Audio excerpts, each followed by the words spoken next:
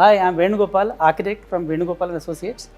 I would like to tell you about how to grow yourself in the field of architecture. Once you become an architect, after you finish your degree, there will be a lot of doubts on what exactly you want to do.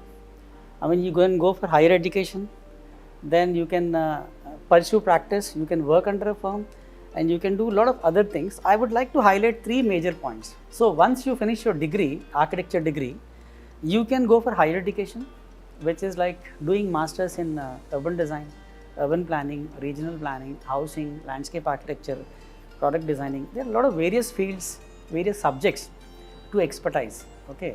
And you can even do masters in architecture also. So that is one cup of tea. You can go into higher education.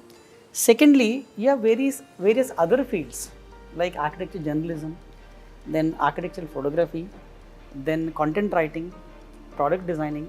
Like this, there are a lot of other fields to do after your architecture degree if you're not directly going into practice nor going into higher studies, right? These are like various things which a lot of people are doing it and being very successful in it.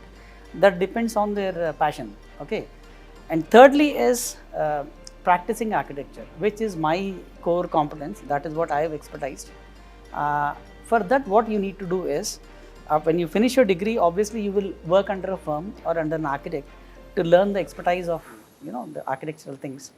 That takes hardly around 2 to 3 years for you to expertise that field.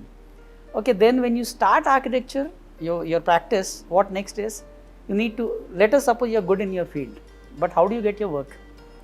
So that is one thing which you need to actually get into it.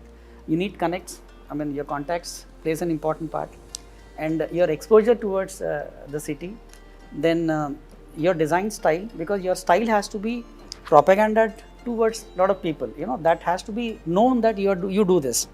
You can go into heritage type of things, you can go into conservation, right? These things are there, but in practice, what you need to do is like you need to get exposed to a lot of people. For example, you can go into a competition project. You can do competitions and get projects, and when you win a competition, when you win a competition, your name comes up, because that's not easy. But that's how I got into the field, because we won a competition project and we came into the practice directly, and I was lucky enough to get into it. And thirdly, in that fields, then you should go to a lot of seminars.